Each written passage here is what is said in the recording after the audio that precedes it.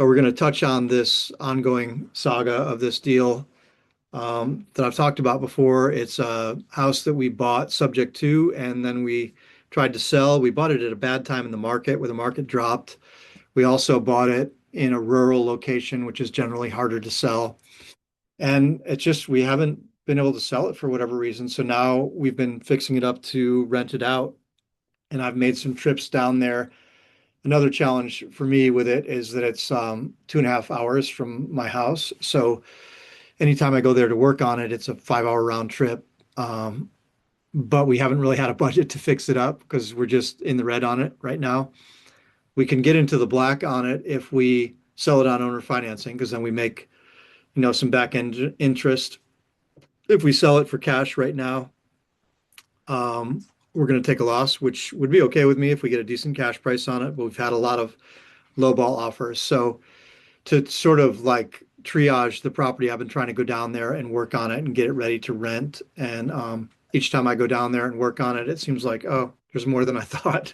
We have to come down again. So I've been there about 6 times over the last few months. And my brother came down with me this last week and we did some flooring. We had to rip up some carpets and install some laminate flooring. So we got partway through that task. We have to go back. And yeah, so it's been a challenge. We've had it for 18 months now. We paid a mortgage on a vacant house. We had an eviction there. We had a guy, sort of squatting there and renting out rooms to Section 8 people without paying any rent for a little while. So it's been a journey with this one, and it's been felt very hard and very difficult at times. I have faith that we'll pull it out one way or another. I mean, if we sell it at a slight loss, at least we're getting cash flow back into our business. We do have an underlying mortgage we have to pay off on that.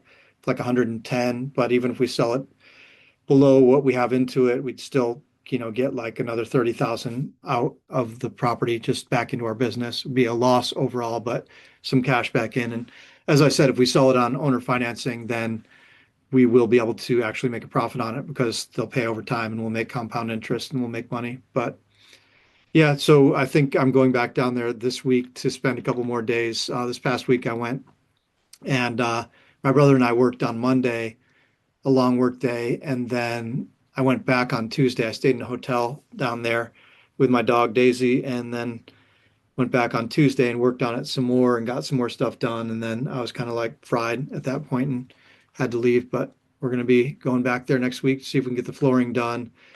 And I got some paint quotes and stuff. We're going to pay some painters to go in there and just go through the whole house. And hopefully we can rent it out. And unless we get a miracle offer in, to buy it at the 11th hour, we will rent it and we'll get a positive cash flow going on it of a few $100s a month. And maybe the market will turn back up and we'll be able to sell it for a profit in another year or two or three.